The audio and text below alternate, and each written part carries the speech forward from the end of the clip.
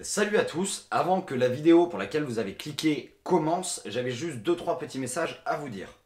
Premièrement, le concours dont je vous avais parlé commence aujourd'hui, donc le vendredi, il prendra fin vendredi prochain. À la sortie du prochain Parlons Manga, j'arrêterai le concours. Pour y participer, c'est très simple. Dans les commentaires, un petit hashtag « Je veux un sac » et vous devez aussi envoyer un mail à l'adresse mail que j'affiche là, ici, qui sera aussi dans la description. Avec pareil, je veux un sac, et puis vous avez qu'à me dire aussi dans le petit mail que je suis trop beau, je suis trop fort, Harouf Gangsta représente, tu racontes ce que tu veux, juste il me faut un mail, ça nous permettra d'échanger un peu avec plus d'intimité, parce qu'après pour vous envoyer les cadeaux, je vais être obligé de vous demander votre adresse ou des choses comme ça. Donc comme ça, l'avantage d'avoir le mail, ben, je peux directement vous demander « Salut, t'as gagné, et ben tiens, donne-moi ton adresse et je t'envoie de suite un sac. » Parce que dans ce concours, il y aura 6 sacs à gagner, 6 sacs pleins de cadeaux. Donc c'est-à-dire que vous allez recevoir un sac plein de cadeaux. Il y en aura 5 remplis de cadeaux et un avec un cadeau très spécial. Je vais pas vous dire ce que c'est et je vous le dirai vendredi prochain avant le nouveau Parlons Manga. Voilà, tout simplement. D'autre part, comme vous le savez, ou pas d'ailleurs, j'étais à Fanamanga samedi dernier. Je voulais juste passer un message un peu spécial à toutes les personnes que j'ai rencontrées samedi dernier à Fanamanga. C'était juste exceptionnel, j'ai rencontré des gens super. Je pense que là, au jour d'aujourd'hui, si on a passé les 70 abonnés, c'est grâce à Fanamanga. Donc merci d'abord Fanamanga. Et surtout, merci à vous d'avoir été présents, de m'avoir écouté et aujourd'hui de nous rejoindre sur cette chaîne YouTube. Voilà, c'était juste un tout petit message pour vous remercier, voilà, tout simplement, parce que ça m'a fait extrêmement plaisir et c'est normal que je vous remercie. Bonne vidéo! Bienvenue à tous et à toutes dans Question pour un pigeon. Aujourd'hui, nous allons devoir trouver un manga. Attention, vous n'avez pas beaucoup de temps. Et top! Je suis un manga qui trouve que les vampires c'est surfait, qui aime un petit peu le fanfiction nécrophile, et qui a dit, et je cite, Edward Cullen est un pédé. Les sources n'ont pas été vérifiées.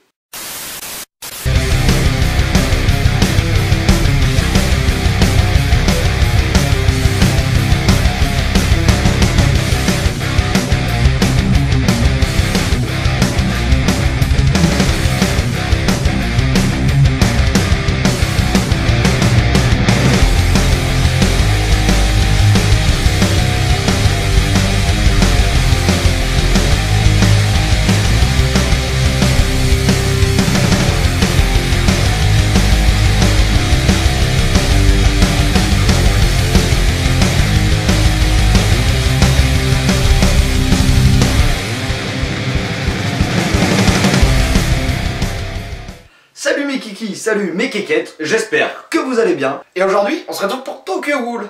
Tokyo Ghoul, un manga écrit par Sui Ishida en 2011, prépublié au Japon depuis 2011. Il a eu sa première partie finale en 2014 au Japon, sous 14 exemplaires. Ils en ont fait une deuxième version, qui s'appelle Tokyo Ghoul RE. Tokyo Ghoul RE, sorti entre 2014 et 2018 au Japon. Il a aussi droit, comme d'habitude, à son petit animé personnel, qui nous, en France, nous est dédié depuis 2015. Assez parlé de choses chiantes, parlons du manga. Et pour ça, toi-même tu sais, un petit tour sur le synopsis. Nous allons suivre l'histoire de Ken Kaneki. Ken Kaneki, qui à l'heure actuelle n'est qu'un étudiant dans la ville de Tokyo, ville qui est habitée non seulement par des humains, mais aussi par des ghouls. Les ghouls sont existantes déjà de base dans le monde dans lequel vit Ken. Donc déjà, il faut se mettre dans la tête que les humains sont au courant qu'il y a des ghouls qui les entourent. Donc c'est-à-dire des bouffeurs d'hommes, ils vivent comme ça, avec eux, sans pression, tout se passe bien. Dans le meilleur des mondes, c'est des petits poneys. Bon, évidemment, c'est pas tout à fait ça, mais je vais pas tout vous raconter non plus. Un soir, Ken Kaneki, notre étudiant, sort, petite balade, tranquillou, pépère, il marche, tout ça, et là, paf, il se fait attaquer par une goule. Ça, c'est moche. Il en échappe vivant. Mais blessé. Pour survivre, il va avoir besoin d'avoir une greffe de la goule en question qui l'a attaqué en fait. Ils font la greffe de la goule sur Ken. Et Ken, à partir de ce moment-là, devient tout simplement un hybride. Mi-humain, mi-ghoul. Au départ, c'est un petit peu nouveau pour lui, puisque, mets-toi à sa place, du jour au lendemain, il va plus pouvoir manger de nourriture humaine, et il va être obligé d'aller bouffer ses potes. Tu vois ce que je veux dire ? Donc si tu veux, pour lui, c'est pas super fun non plus. De là, tout en continuant sa petite aventure de nouvelle ghoul, il va tomber sur les membres d'une espèce d'association de ghouls qui se réfugie dans un café qui s'appelle l'Antique. Alors oui, il se réfugie dans un café parce que, à part les humains, tout ce que peuvent manger les ghouls, c'est du café. Du café, oui, oui, du café. C'est-à-dire que c'est 3 bras au petit-déj, une jambe le midi et le soir, petite dose de caféine, histoire de se mettre bien. Tu vois ce que je veux dire? Du café, me demande pas pourquoi. Et c'est là toute l'histoire qu'on va suivre, puisqu'en fait, Ken va se retrouver dans une guerre entre l'organisme qui est censé gérer les ghouls et une espèce